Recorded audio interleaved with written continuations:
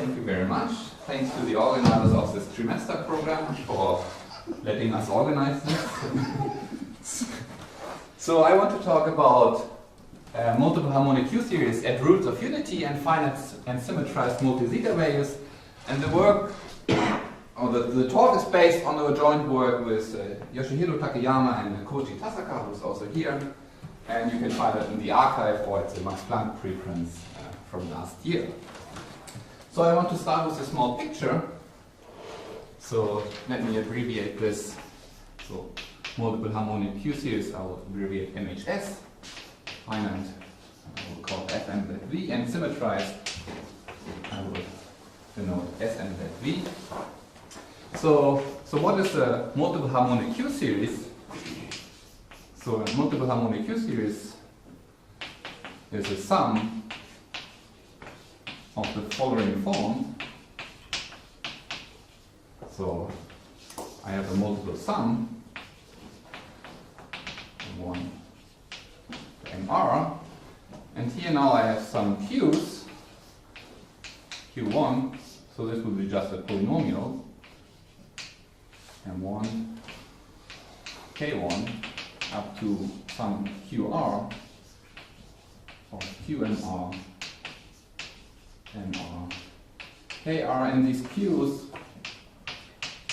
they are just some polynomials with rational coefficients, and these K's are integers greater or equal to 1.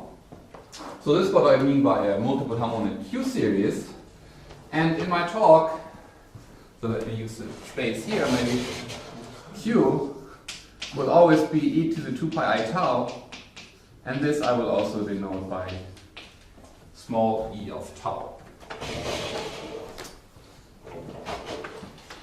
So the original title was Multiple Harmonic Q-series at Roots of Unity, but I also want to mention somehow the classical case, by which I mean that this tau is in the upper half plane, which I denote by h. So these are just the complex number with positive imaginary part. So this means that this Q is inside the unit disk. And in this case, there are a lot of works on these types of Q-series. Usually people call them Q analogs of multiple zeta values. And then these multiple harmonic Q-series, so you can view them as a holomorphic function in the upper half plane. And inside this space, you also have the space of modular forms. And the connection of these multiple harmonic Q-series to multiple zeta values, which I didn't define yet, but which probably most of you know, is that there's a map to the space of multiple zeta values where you basically send this Q, so this is the unit disk, there's 1, and you send this Q from inside the disk to 1. And for example, classical results are that, for example, cusp forms, if such a multiple harmonic Q-series is a cusp form, then this will sit in the kernel of this map, and therefore this gives relations.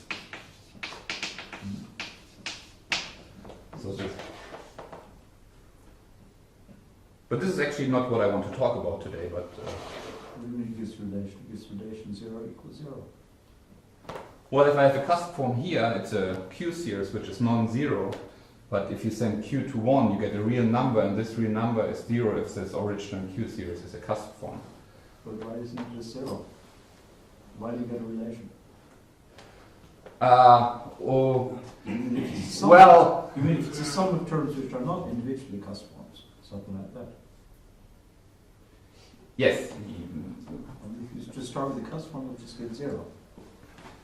Well, yeah, so the statement is if you have a linear combination of multiple harmonic Q-series where you know that each term of them gets mapped to a multiple zeta value, and you know this linear combination is a cusp form, then you get a linear. So this is just a rough picture that... but today I want to talk about the cyclotomic case, which is maybe not a good name, but by which I mean that this tau should be in Q, so therefore small q is the root of unity. And for this you need to change this definition a little bit, because if q to the n is 1, then this term doesn't make sense. Therefore you need to restrict the summation to the order of q, by which I mean the smallest n, such that q to the n is 1.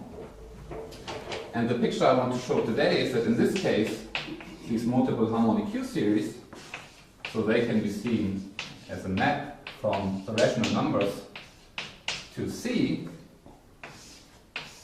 and they have a connection to these symmetrized multiple zeta waves, similar to here, but now the limit,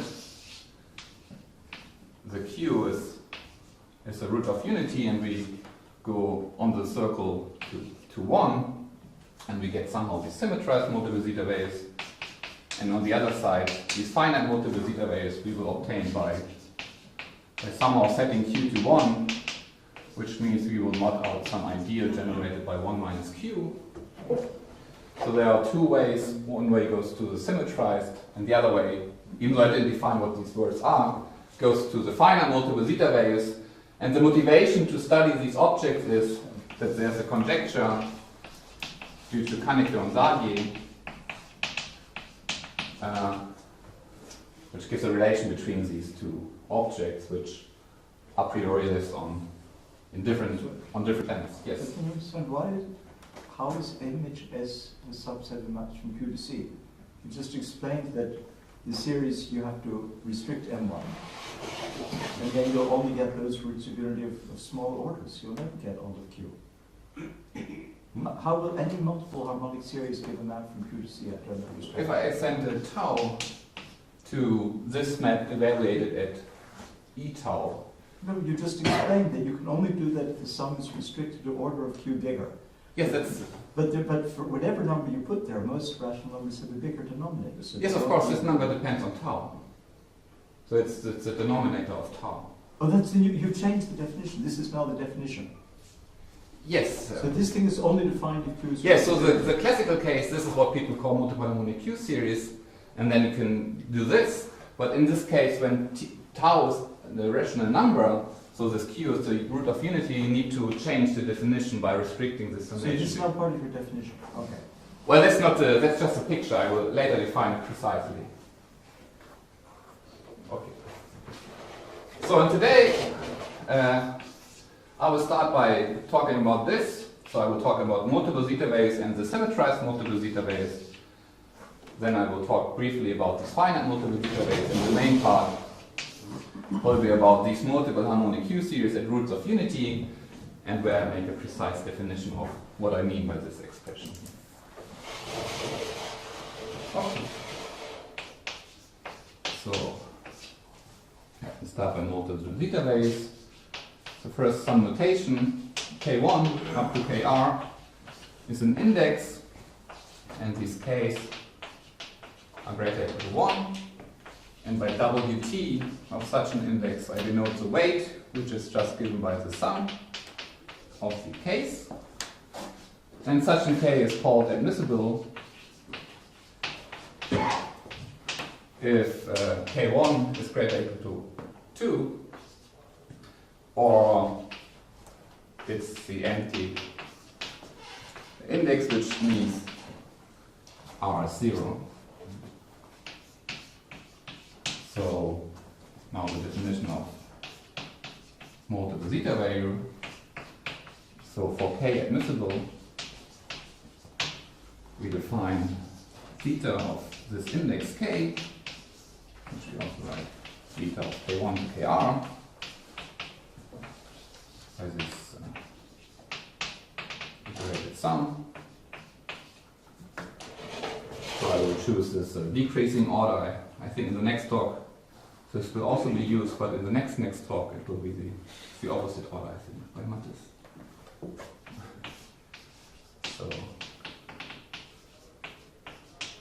So this is a real number because of this condition that K1 is greater equal to 2, and the empty index we just define to be zeta of the empty index 1. So these were originally studied by Euler in the case I equals 2, and then 30 years ago a lot of people started working on these again, especially some people in this room. So the statement is these numbers satisfy many pure linear relations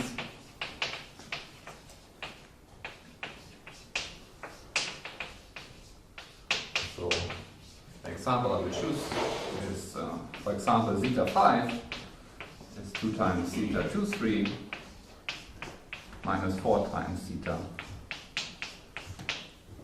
4, 1. So if you consider the space spanned by all these numbers, which I denote by this z, so it's a space spanned by all multiple zeta values, and I will also need the space spanned by all multiple zeta values of weight k.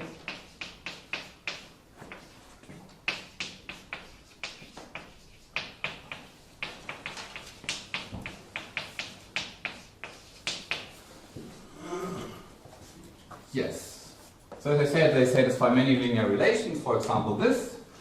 So then you can ask what is the dimension, and the famous conjecture in this area is Butosagier, which states that if you consider the generating series of the dimensions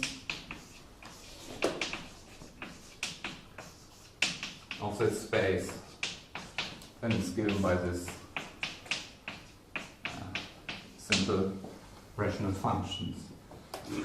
And at the end of this talk, these numbers will also appear, because one goal of this talk is to present some new numerical observations which I made last week, namely on the, later we will see there are 2 maps from this space.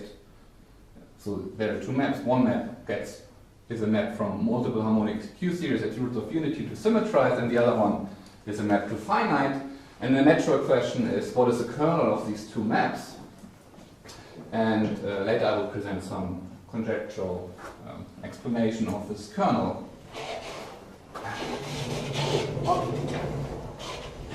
So these are multiple zeta values, and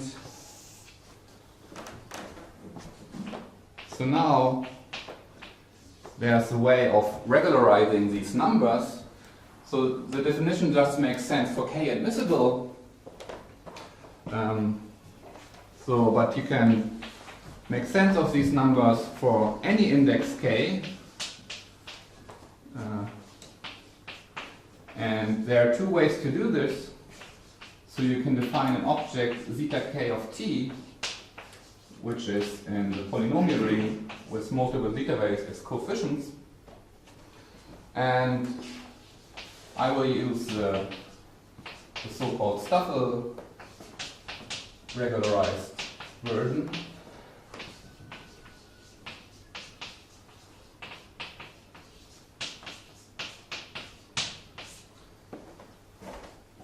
So probably most of the people here are familiar. So sometimes people put a star here, but I will omit it because I will not use the shuffle regularized. So for example, zeta 1, 2, which is non-admissible of t, is zeta 2 t minus 2 times zeta 3.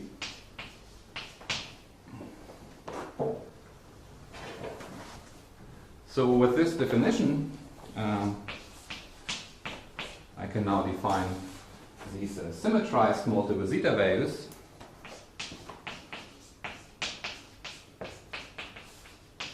So, and this I will also do for any k, so k has not to be admissible. So in this I will denote by zeta s of k.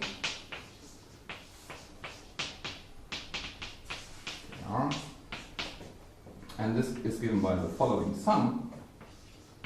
So we will sum a from 0 to r, and then here's some minus sign, which depends on k1 up to ka. And here now I take this regularized multiple zeta values from ka up to k1, with the reverse order of t, and I multiply it with zeta of ka up to kr of t.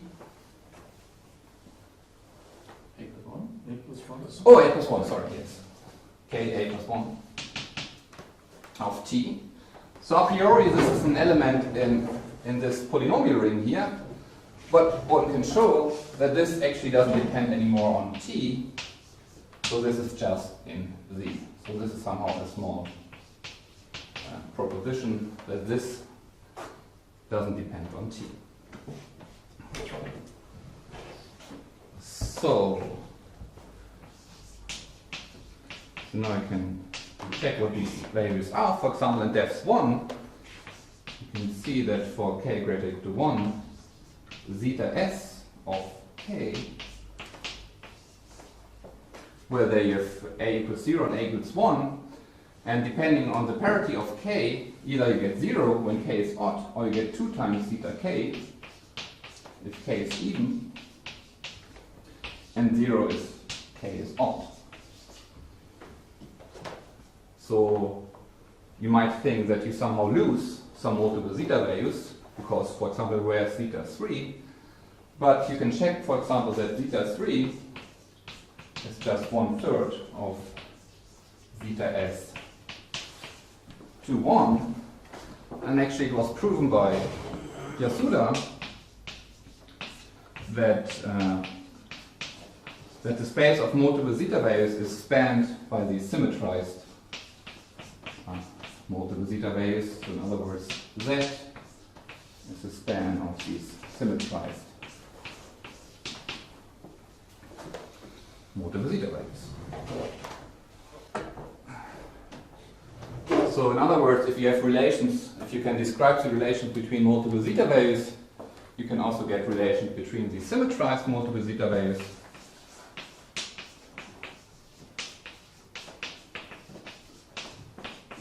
So for example, this relation up there implies the following relation between symmetrized, namely zeta s of 4, 1 minus zeta s of 1, 4 plus zeta s of 3, 2 equals 0.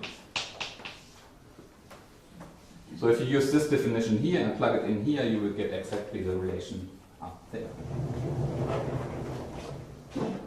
Okay, so that's already part 1. So now I want to talk about finite multiple zeta values. They were introduced by Henrik Bachmann, but there are also works by Chow and Hoffman, but with a slightly different notation. So I will directly define them. So they are also defined for any k, also for non-admissible k. We define, and we denote it by zeta a of this index k, kr. And now the definition is the following. So it takes the definition of multiple zeta values.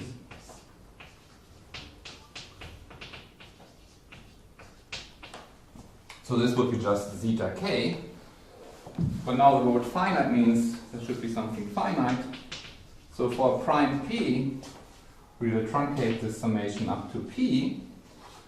And because all the m's are smaller than p, this term here makes sense, modulo p.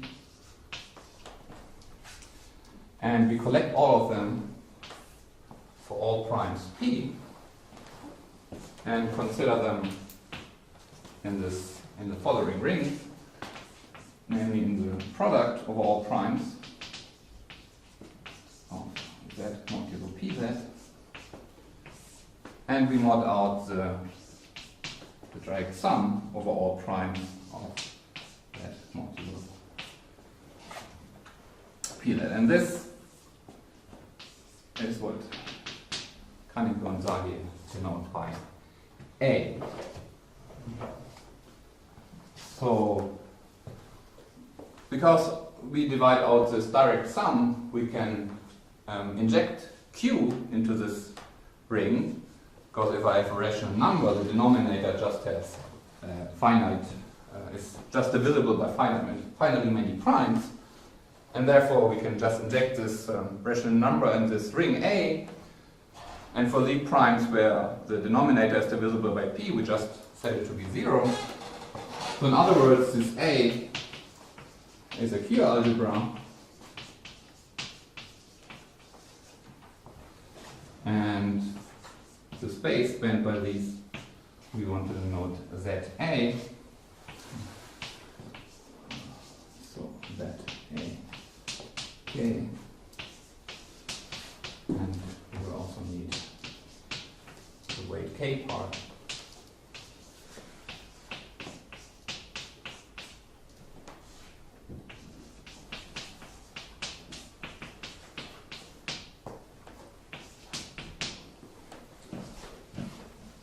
So then you can also ask, what is this element, what are these numbers in, well not numbers, but what are these objects in the case I equals 1.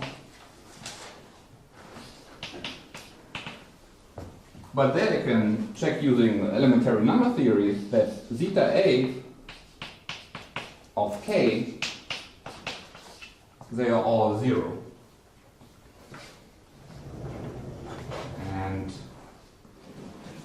But for larger R, it's expected that they are not all 0, but actually I think there's no index at k known where these objects are not 0 in this ring. And due to work of Kaneko-Nsagi, there's a description of, so they also satisfy many linear relations.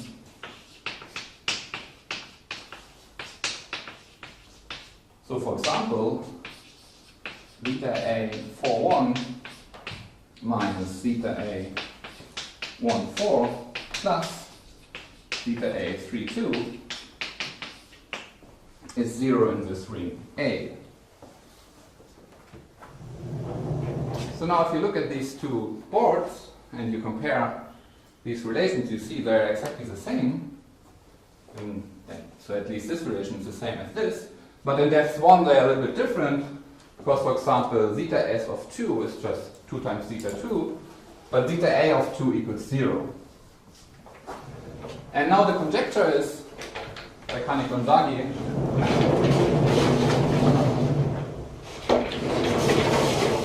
that they actually satisfy exactly the same relations up to an even power of pi.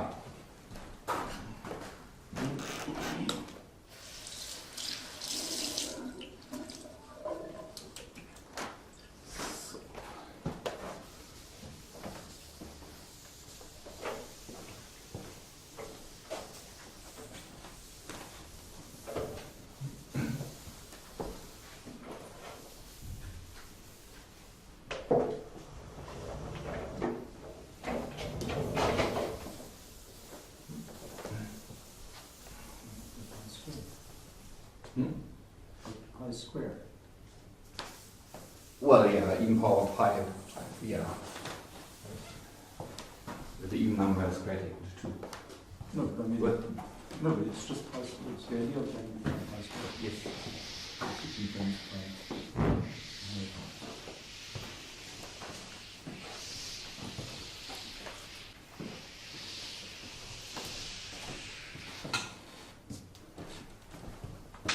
How is pi squared in A? Pi squared is not in it. Not in. Pi squared is in Z.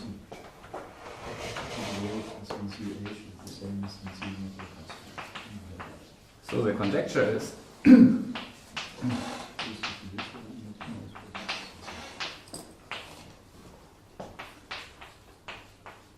that we have an Q algebra.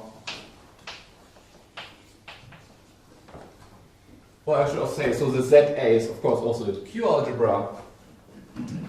So the conjecture is there's a Q algebra isomorphism from ZA into the space of Z modulo pi square of Z, pi square Z, given by sending the finite multi-zeta zeta ak just to the symmetrized.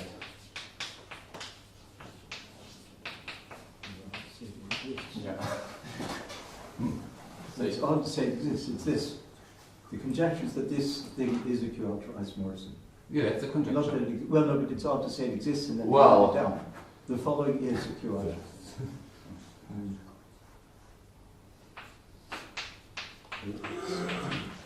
And it's much stronger statement than the existence of some. I'll check now. Okay. But I think we would also be happy to prove the weaker version. But yeah, the conjecture is explicitly that this map. So what we don't actually know if this map is well defined, because as I said, we don't even know if this space might be trivial or not. So, but this is No, it's trivial. It's certainly well defined. The problem is the opposite for well defined. There might not be enough relations. If it's trivial, there's certainly a map from the zero space. Oh, That wouldn't be a problem. okay, yeah. But we don't know yeah, the we don't. relations on the left map. Yes, yes, yes, relations. yes, exactly. As you say, we don't know either way. Okay. So as I said, there's a dimension conjecture for the space Z, and therefore we would also get a dimension conjecture for the space Z K A, which is just given by 1 minus x squared. 1 minus x squared minus 6. X to the K. Oh, yes, x to the k. Thank you. Okay. No, that doesn't follow, but that's a separate conjecture. Yes, so this is It could 1 and be- 2. Yeah, in principle, it could be that both ZA and Z. Oh, you've written Z, not pi symmetrized. So,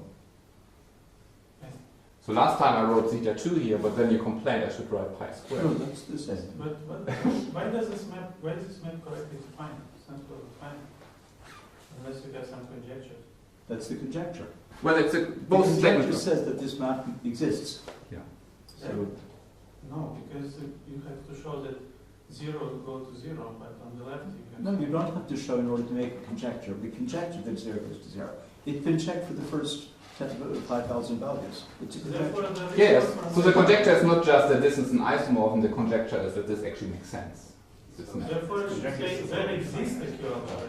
Well, I wrote there exists, but No, the conjecture is that this is a Q-alter isomorphism.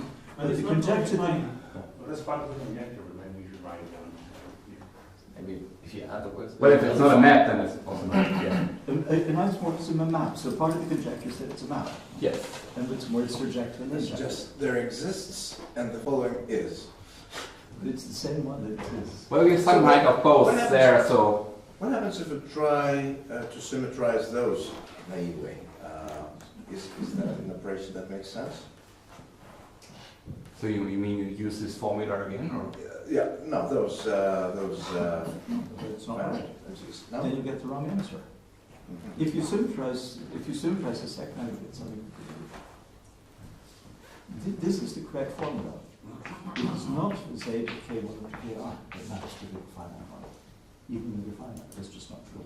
It's this combination Mhm. which maps to that. okay.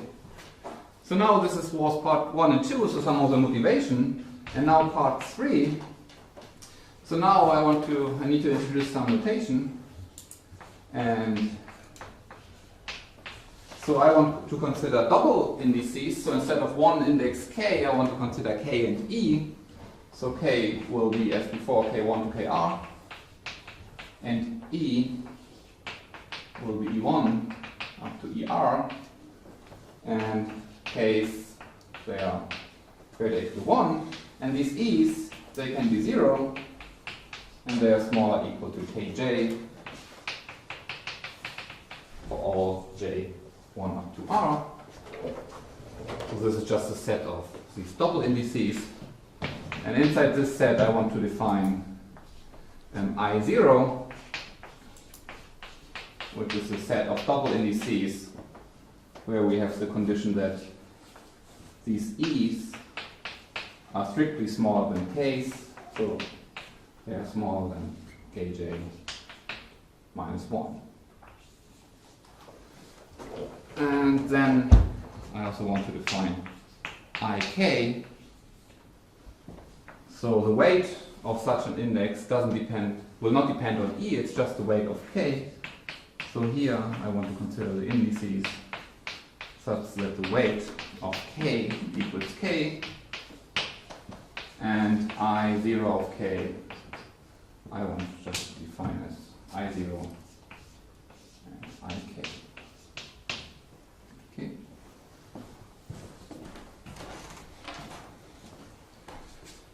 So now definition of this multiple harmonic Q series. So for tau in Q union H, but usually we would just consider the case Q, so maybe just forget this, and any double index K, E in I, where we need to be a little bit careful when tau is in H, namely this E1 has to be greater or equal to 1. Yes. But as I said, we will just consider the case Q. We will define, so now this I will denote by G. So this will be the main object, G, K, E of Q, or of tau, is G, K1, KR, E1, ER of Q. And this will be defined by the following sum. So here the summation depends on this Q, 0, and here these E's are the exponents, and here the K's are the exponents of the denominator, up to K MR ER 1 minus Q MR KR. So this is a complex number, and I should say this ort Q, I set it to be infinity if tau is in H, and otherwise it's the smallest n such that Q to the n is 1 if tau is in Q. So in other words, this is just the denominator of tau. Okay.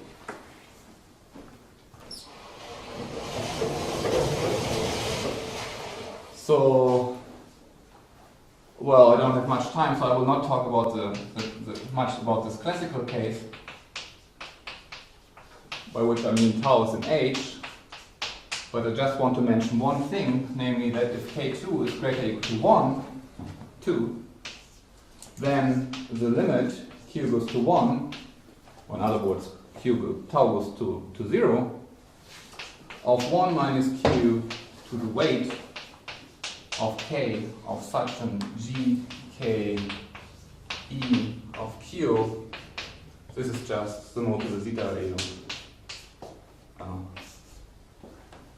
the zeta K. So this is why people call these sums the Q analysis of multiple zeta waves. Because if you multiply them by this factor and then send Q to 1 from inside the unit disk, No matter what E is. yes, this is the point. So this doesn't depend on E. E is 1. Because here, no matter what these E's, if you send Q to 1, this doesn't depend on E. So now,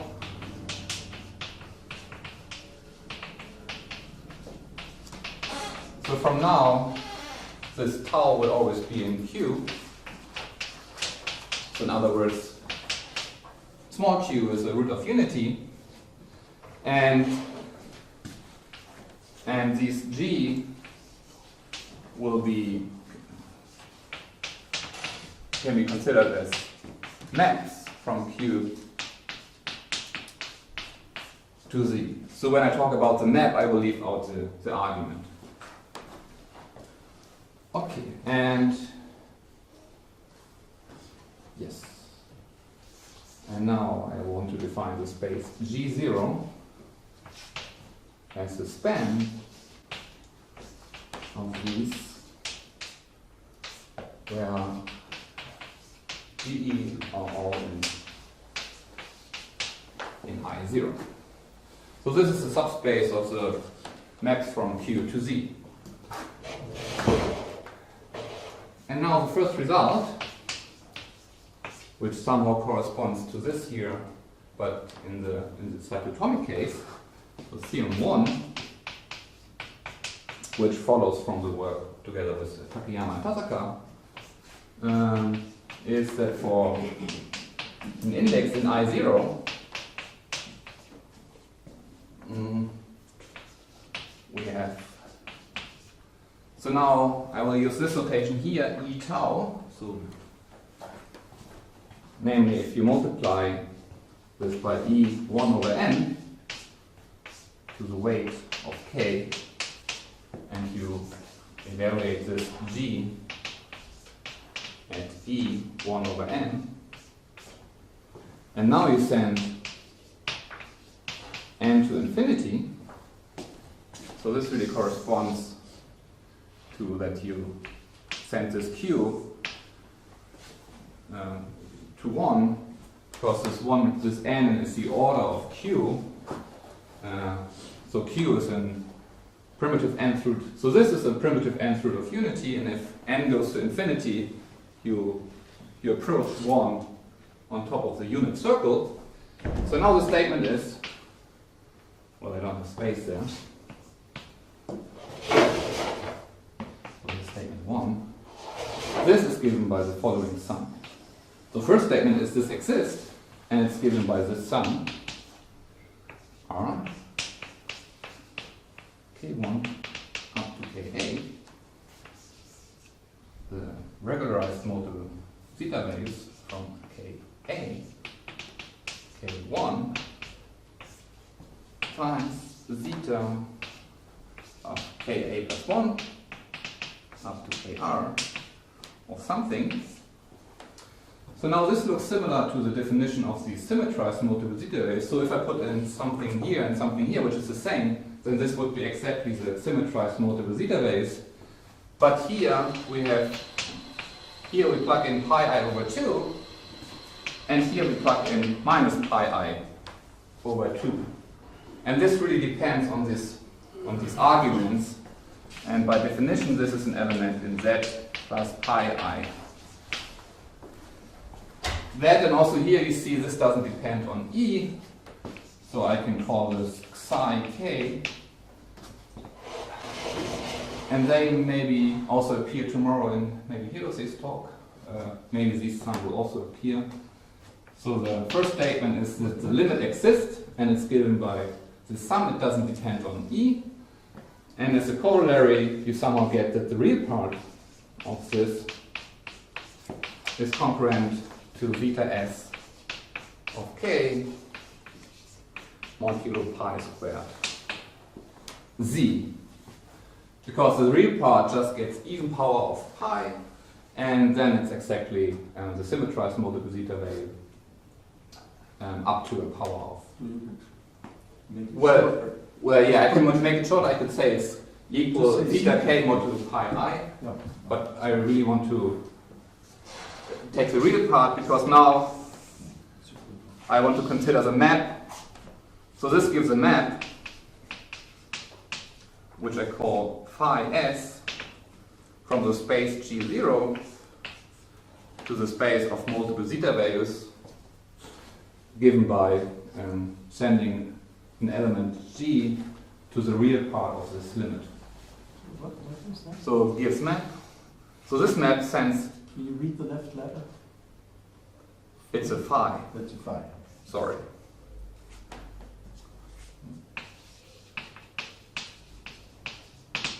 Okay.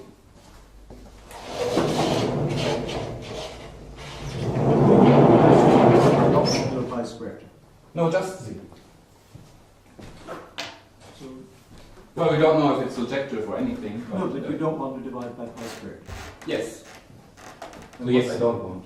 And what's the difference between this and psi? Nothing. I just want to give the So map why is it name. two different names, where it was already called psi. Well, yeah, okay. Here, psi is a map from the index set to. So isn't G0 also the index set? Well, G0 is a map. No, but wait. Well, actually, here I use No, I don't understand. There is no map. That's a conjecture that there is a system map. Or not? Oh. The state. So the map is given by on the generator. So G0 is a space spanned by these maps. So these are maps from Q to Z. Yeah. And on the generator, I define this map. So this space is generated by these maps. And the definition of this map is I take this limit and then I take the real part. And by this theorem, I know the real part is a multiple zeta value.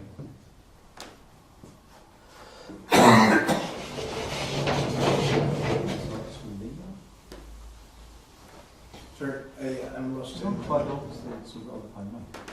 Well, I guess it's obvious if you fix k. Well, because the definition depends on g of k through the weight. Oh, conceivably things of different weight. I don't know. well, yeah, okay. Yeah, actually, later I just want to consider the weight k part, so maybe. Okay, thanks.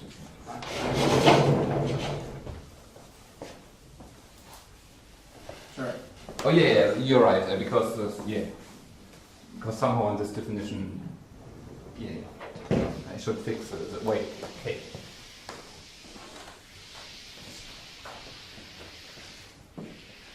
You have a question? Yeah, I forgot the notation. The zeta that appears in the summation. Like So these are second from the bottom. The meaning of that is. So these Well, are with these t. regularized. So zeta k of t. So this was an element Okay. in the polynomial ring with coefficients in. Yeah, the definition Yeah. that was. So if you put t and t, Upper it left would be corner. independent of t. It's putting pi over to a minus pi over. So this is theorem 1. So this is somehow the way to the symmetrized multiple zeta waves. So now theorem 2.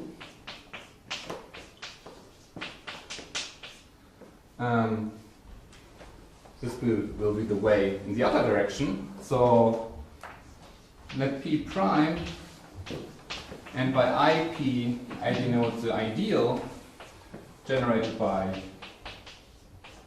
1 minus E 1 over P. So this is an ideal in Z E 1 over P. And then the statement is for, again, an index in I0.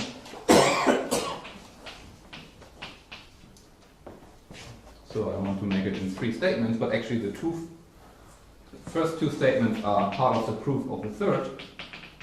Namely, the first statement is that 1 minus Cp, the weight of k, if I multiply with G E of E1 over P, then this is actually an element in this ring. So it has integer coefficients. So this wouldn't be true if P is not prime. And the other statement is, if you mod out this ideal, then this is isomorphic to Z modulo Pz. And now the actual statement is. So that's not very good. That's trivial. Yeah, that's trivial. Yeah. So this, I just want to, instead of giving a proof, I want to make the statement, and then from this it's somehow clear that you have the following. Namely that zeta ak is just given by 1 minus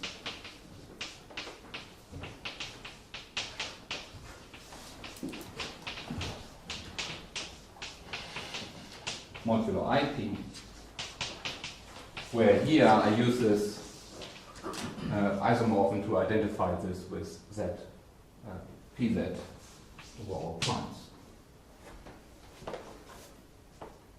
So again, this doesn't depend on E. So we get another map, phi A, J0k to the space of finite multiple zeta values given by this. So these two are linear maps. And now, so this Kaneko-Zage conjecture was that the symmetrized multiple zeta waves and the finite multiple zeta waves, they satisfy the same relations. So the natural question is, can we somehow use these, can we prove relations in G0 and then map them to these two spaces to somehow give evidence for this conjecture?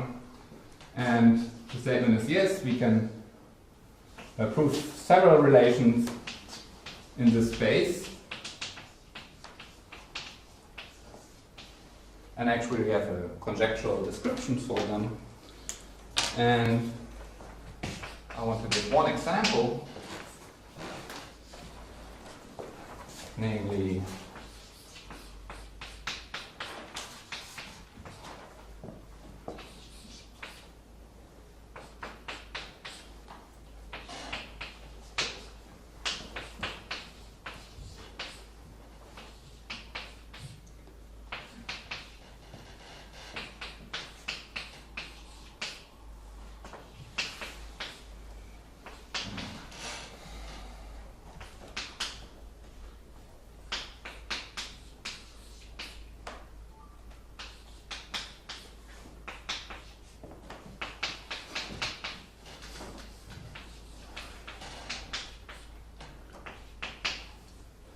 minus G32 to 0. So this is 0.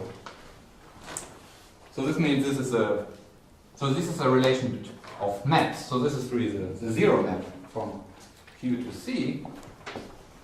And now if you apply phi s to this, or phi s5, you see these maps that didn't depend on these e's. So this just gets mapped to zeta s 4,1 minus zeta s 1,4. And here they all have the same k, and the sum of all these coefficients are 1. So this is just zeta s 3,2 equals 0. So this is the relation we saw before. And the same is true for, if you apply this map phi a, you get the same relation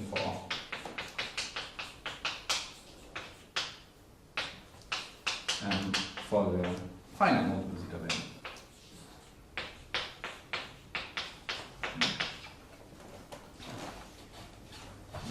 Okay. But for these maps, phi a and phi s, we don't need the e. Yes. There's no role. Well, that's the point, that in order to prove relations, you really need to consider these e's, because this element, this map, is really a different map to this map. But if you just consider them with zeros here, you were not able to prove this relation in the space G0. So this is an element in G0 itself. But in order to see this relation in the space G0, you need to consider really these e's, because this map here is a different map than this.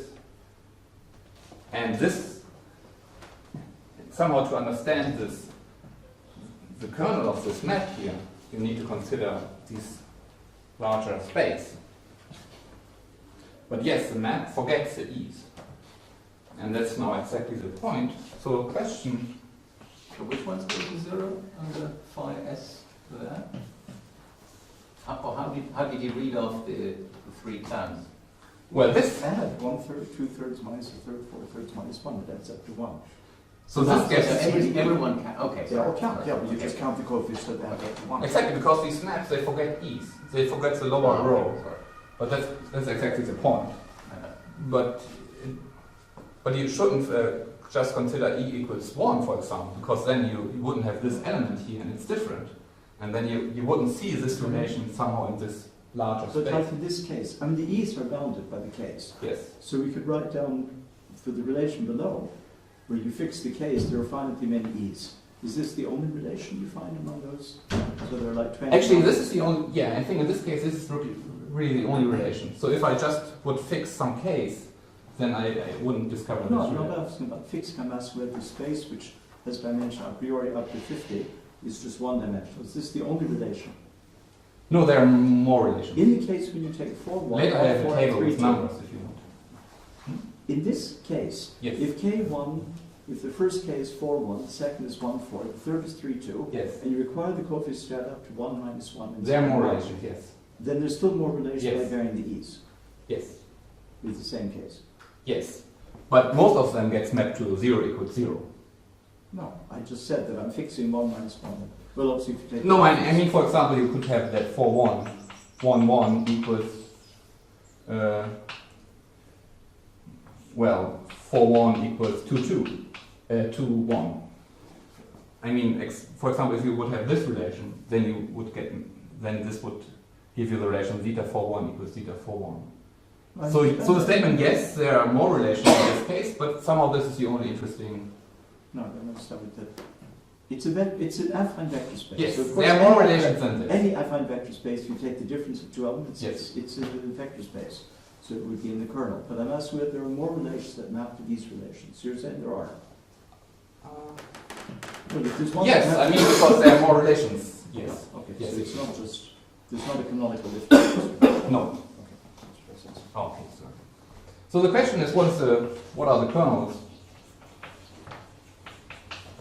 So of course the first question is, what are the relations in the space G?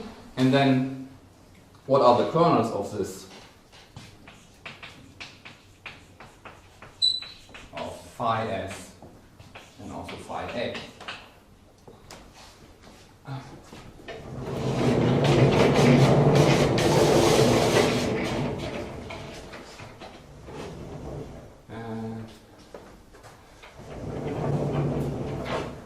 And the answer is, I don't know, but the idea is now, so somehow in terms of elements in G0, it seems to be hard to describe the kernel, but it seems to be easy to describe the kernel if you consider an even larger space, namely G. Consider G, which will be spanned by G, K, E, where these K and E's are now in the index set I. So the difference is here now, instead of, but at I0 the E's were strictly smaller than the K's, but in the case I's they are allowed to be equal to K.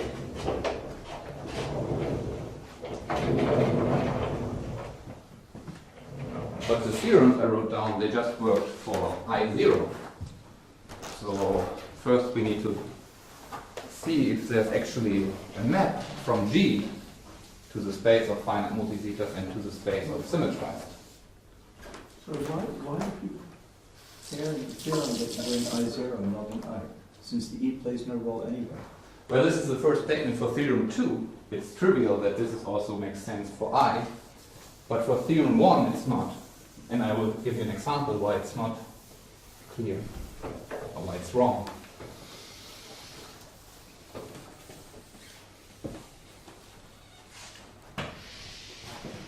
But yes, so the next thing I write down is that theorem 2 is also true, it's exactly the same proof, if this key E, a KE is in I and not just in I0.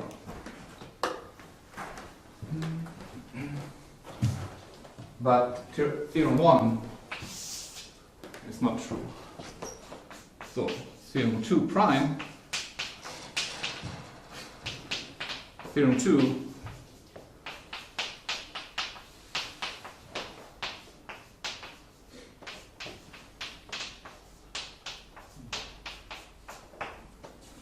this is somehow trivial. So we get a map. So this phi a we can also define on gk, where I mean the weight k part of G, to the space of finite multiple zeta base of weight k. But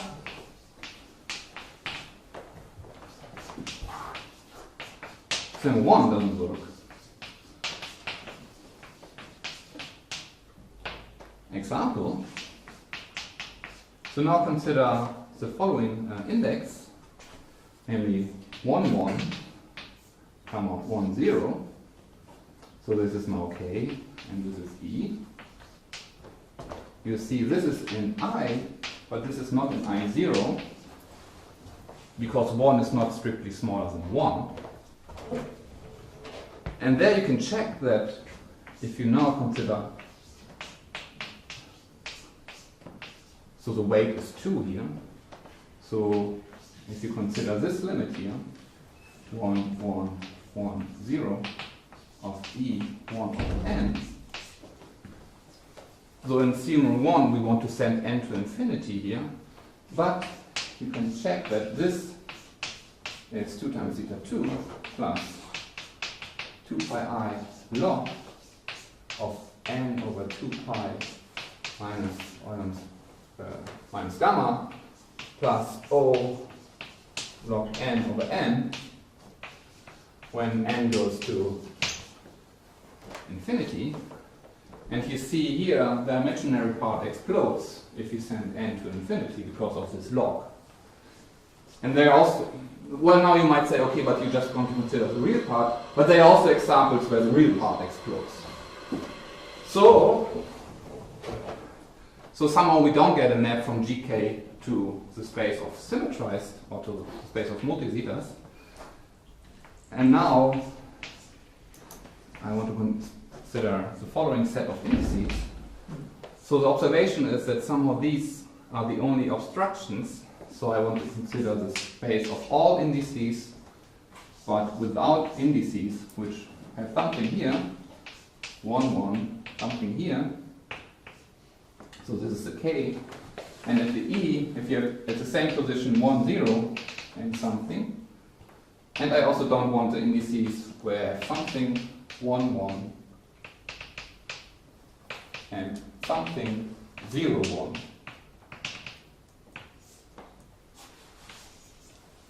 Okay, so I tilde is a space of double indices where I don't have these pairs of 1, 1, 1, 0 and 1, 1. These are two successive ones. So this is the Two K. ones, but I said, are they successive ones? Yes.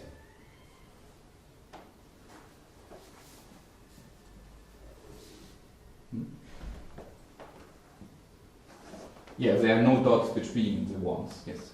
So that's allowed if you have Yes, one this and is one. no problem, yes. Well, that's... so now I'll define the space G tilde in the obvious way. G, E is an I tilde. And now the observation is... So this is observation 1.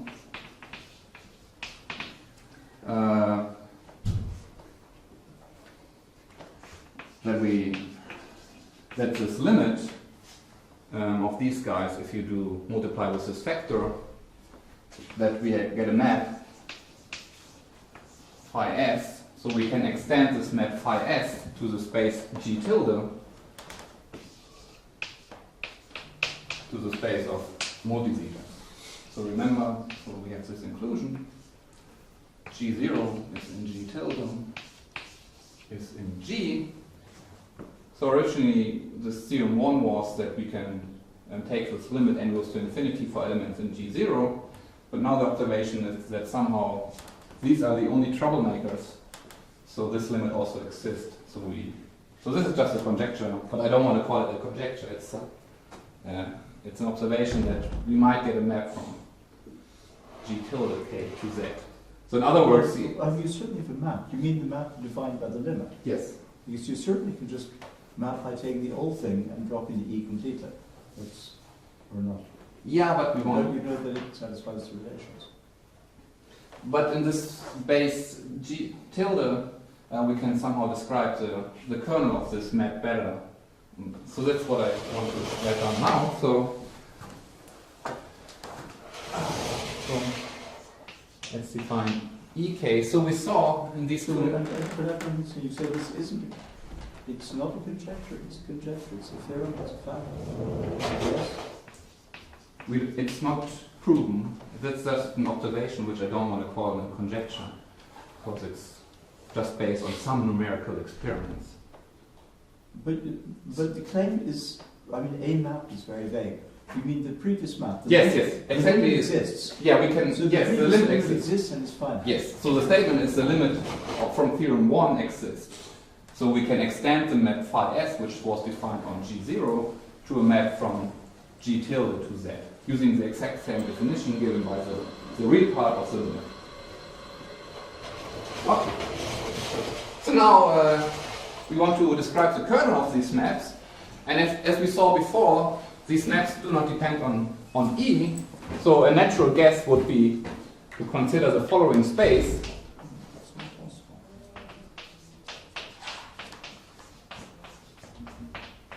Namely, so I want to consider E, which is spanned by this difference.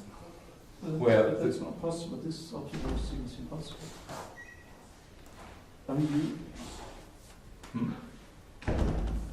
mean, when you write the thing as q to the me over 1 minus q to the n to the power k, one of the summons, that way of writing is not unique, because as you said at the beginning, if I took a sum of q with different e's, I would have a polynomial in q to the m over 1 minus the power of 1 minus q to the m. But I could multiply numerator and denominator both by 1 minus q to the m.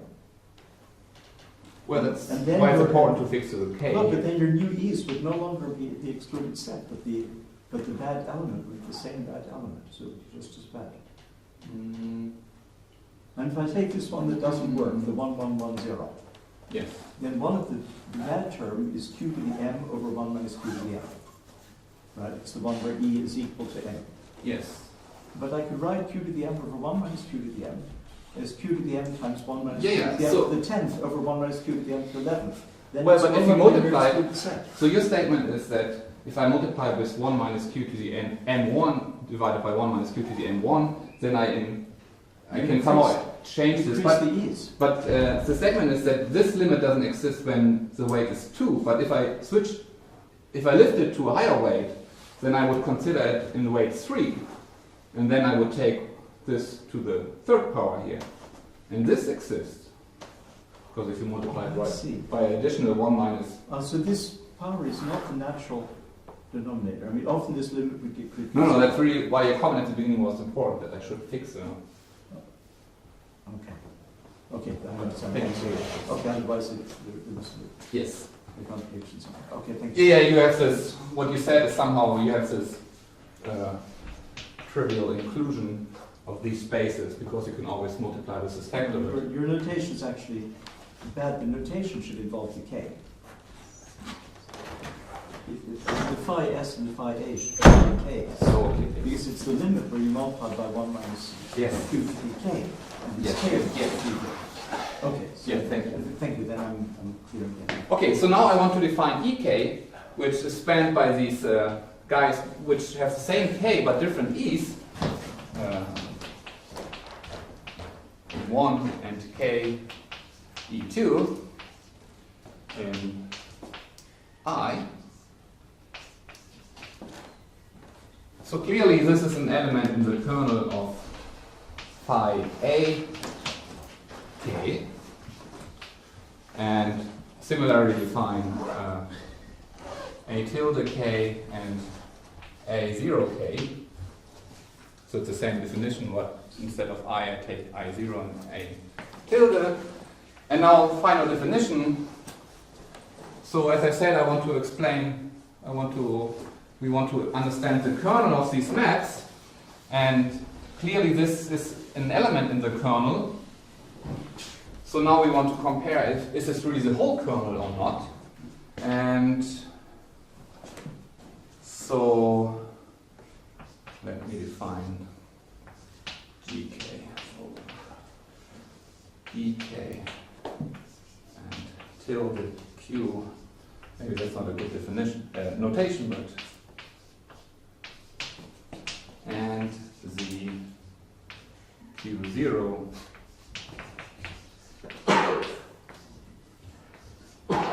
0k. And now you can plug this and make some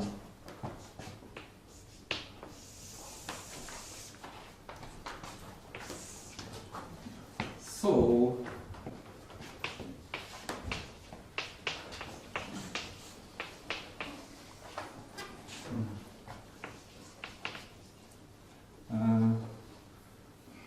okay, maybe I just write down the dimension of ZQ0, the dimension of ZQ tilde, and the dimension of ZK. And here, so this should look familiar to Asaka.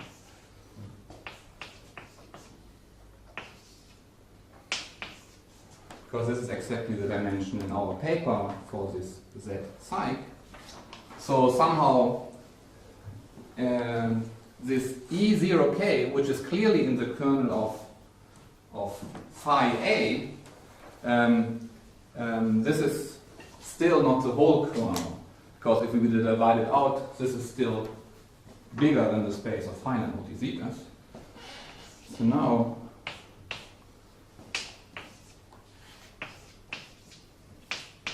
you get these dimensions. So of course these gk's tilde and gk is much larger than g0k, but also these ek and ek tilde are larger than e0k. So you divide out more and you get this table. So now I can ask the audience if they recognize these two rows. And so this is just a dimension of multi-zetas. So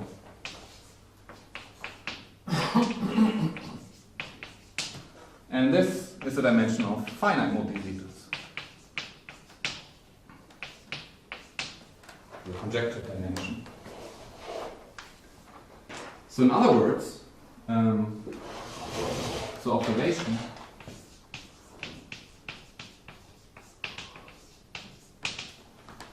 this ek, which is trivially in the kernel of phi ak, it seems to be the whole kernel, because if we divide it out numerically, we get the conjecture dimension of the finite multi-zetas.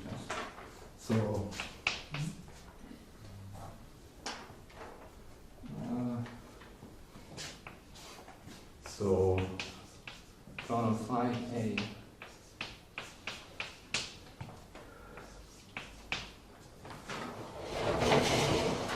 so here it's the map from, so phi k here I mean the map from the whole space G to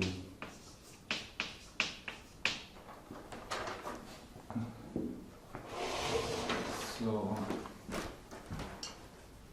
sorry I'm running out of time,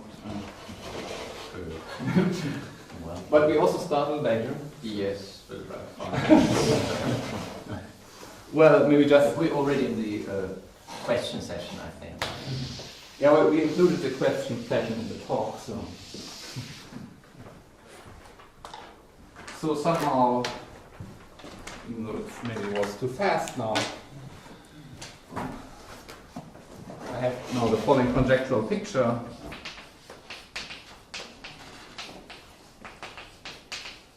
Whatever I mean by this is, so here,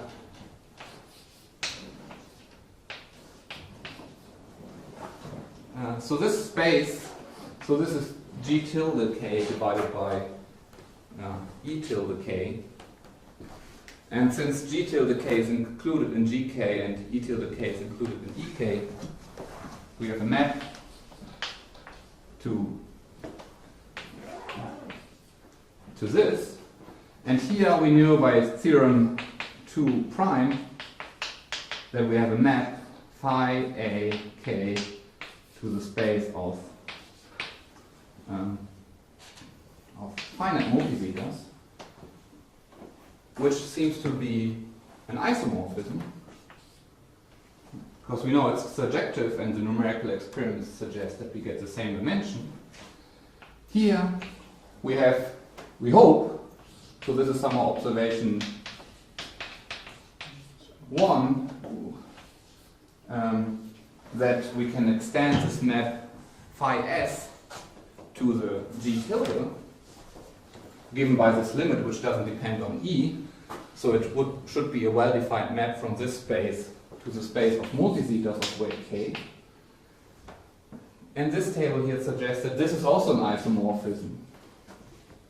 So now here, from the space of multi-zetas, we have a map to the space of multi-zetas mod pi squared, just given by the projection. And here we have this Kaneko-Zage conjecture. So conjecturally, here we have two isomorphisms. So in this picture, somehow this projection to pi squared, to this quotient space here, corresponds to the kernel of this map here. And so, well, time is running low, but I can explain this in terms of zeta 2. If you start something which ends here with zeta 2, so if you start here with G 02, this gets mapped to 2 times zeta 2, which goes to 0. So this is not 0 in this space, but if you take this map, it gets mapped to 0, because here you can prove more relations. And in this space here, G20, or the class of G20 is 0, and 0 gets mapped to 0.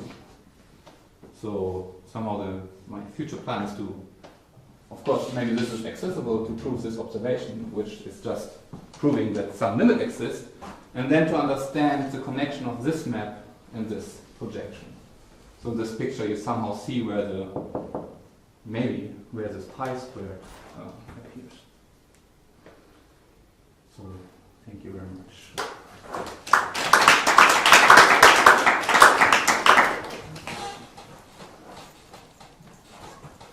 And sorry.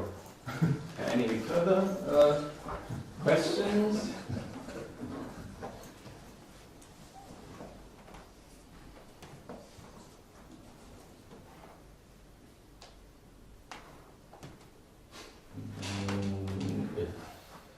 If not, maybe in private there will be more questions.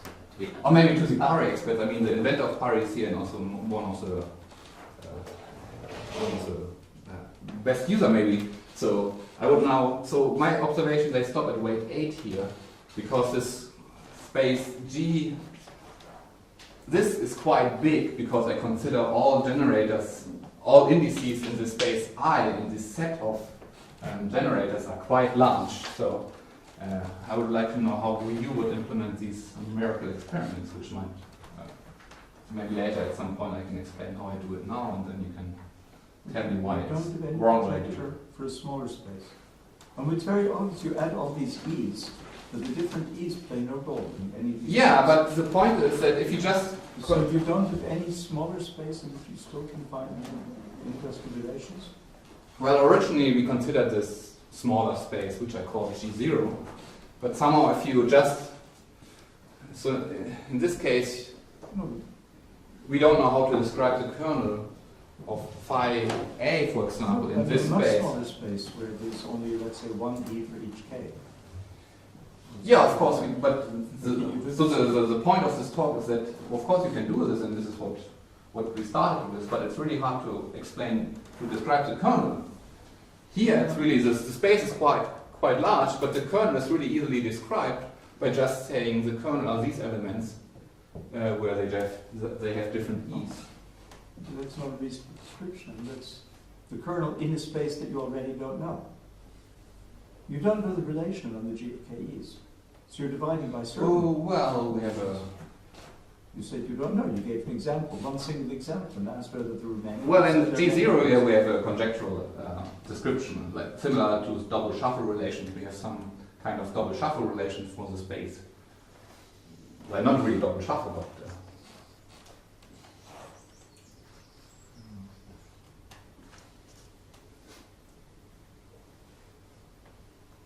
Okay, if there are no other questions, then let's thank Christopher again.